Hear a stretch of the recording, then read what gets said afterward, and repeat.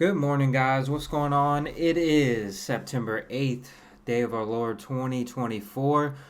It is Sunday morning. We are recapping the Nicholls State LSU game. LSU comes out a little lackluster to say the least, kind of not what LSU fans were hoping for. The team seemed to struggle a little bit out of the gate, but with the way these kinds of games go, I always believe that you're always going to come out of this game with more of a negative feel than a positive feel. Like there was nothing that LSU was going to do in this football game that was going to make you feel better about anything that you were feeling after the USC game, and it's been like that for the last 5 years, right? They've been able to bounce back and win these types of games, right? And sometimes win them convincingly. Sometimes they look lackluster. Um, Last night just wasn't the feeling wasn't there. They just weren't.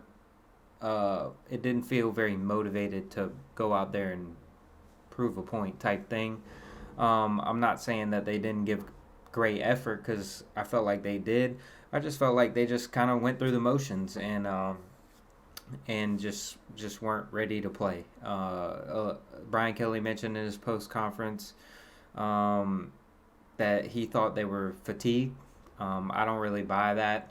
We're 2 weeks into the football season. You had some travel. Yeah, you played a day later. But at the end of the day, I really wanted LSU to take this as an opportunity to get better, and I feel like they didn't really use this as an opportunity to do that. And I'll kind of break down what I'm talking about because it's not necessarily the final score for me and how they look doing it. It's about what they need to work on and what they refuse to do still. Um, the USC game breakdown, right? It's all about the run game. It's getting better at blocking. It's finding out the personnel you need to be successful running the football with the running backs, and not necessarily having to just air it out all the time. And you went into this game and you threw the ball 75-80% of the time. So you didn't really assert your will like I was hoping that you were going to do against Nicholls. That was my biggest concern. Obviously, the defense had their issues, but I honestly just feel like that's more of just lack of focus um, than anything else. I'm not gonna read into it too much, um, but LSU's got to get right, man. They've gotta figure things out. I kind of try to take things on a week by week basis here, early in the season especially, but I think LSU is flirting with a dangerous game, and the inconsistency and the lack of depth they have at certain positions on the defense kind of limit them to what they can do. I think you're really putting yourself in a tough spot this weekend, going to South Carolina, a team that just won at Kentucky, very impressive win. Um, it's gonna be a tough game for LSU, no doubt. This is a game that South Carolina circled. Big time atmosphere expected, even though it's a noon kickoff. College game day is going to be there, all of that good stuff.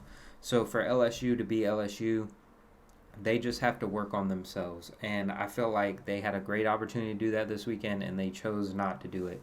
We saw Garrett Nussmeier throw the ball 40 times, um, kind of just doing their own thing, just throwing deep shots and stuff. I'm not necessarily like complaining about the offense or anything like that. I just wanted to see LSU try to establish the running game um, in this game and try to figure out what they were going to do later on in the season because that's going to have to happen eventually.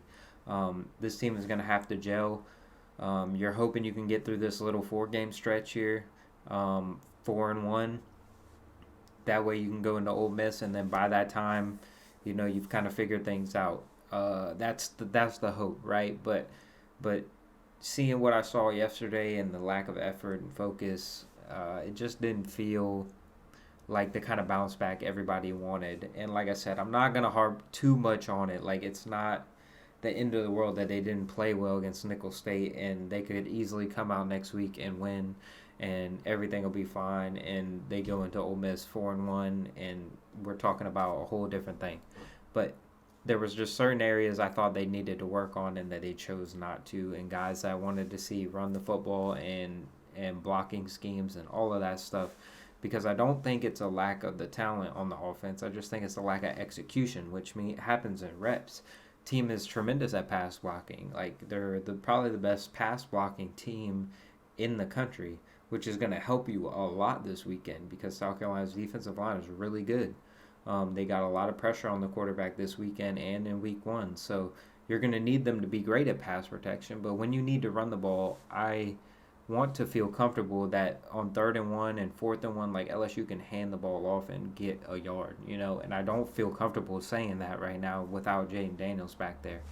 And I think that's a lot of the thing with the offense also that people are misunderstanding is that this isn't Jaden Daniels. And you should appreciate what Jaden Daniels did because Jaden Daniels was awesome. And it looks completely different than when he was at the helm. And that's okay because you can still be successful with it being apples to oranges. Like, it's not a mirror image of each other. Like, Garrett Nussmeier and Jaden Daniels couldn't be more of a different player. But Garrett Nussmeier has his own strengths, and he's really good at what he does best. And I think that people are overreacting that he's not playing well. I think he's playing tremendously. I don't think the play calling is really an issue. I think the execution is the issue.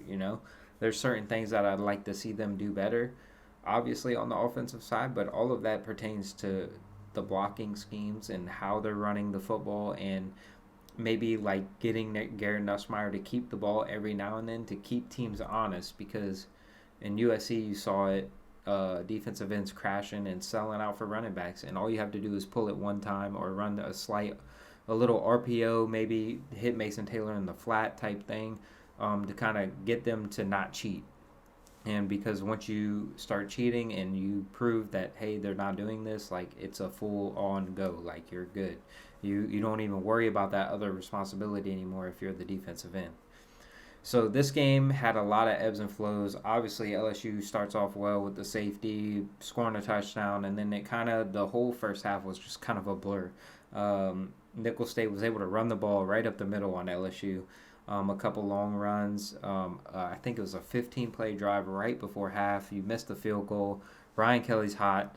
Team is not playing extremely well. I believe it was 23. I don't remember what the score was at halftime, but you open the second half and then Nicholls comes and scores and it's 23-21 immediately in the second half, and you're thinking, like, is this like really even happening?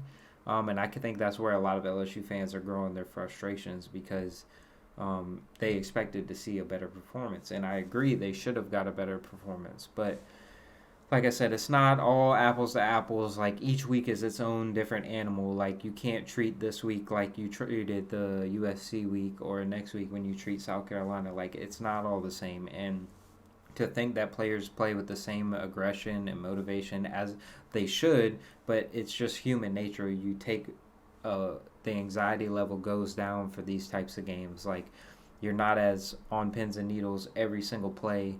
Doesn't mean as much, because in the back of your mind, like, you're going to beat this team, and it's a semi-bye game is what I like to call them, because you kind of get extra players in there, you get a lot of rotations, not a lot of continuity there, but like I said, that's not an excuse for the lackadaisical play, but that's just kind of my opinion on the whole situation. Like, if they would have played South Carolina this week and looked bad like this and won 44 to whatever, like, nobody'd be even batting an eye, right?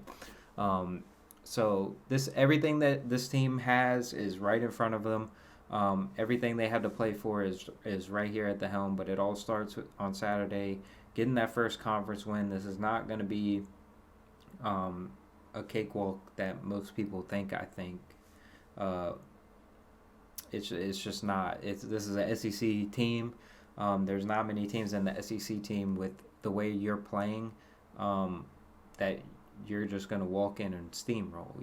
No offense to the people out there that have these big minds and think that LSU is just this dominant program now. They're just not. And there's not a SEC team out there, including Vanderbilt, that you should be taking lightly, because if you do, you're going to get beat.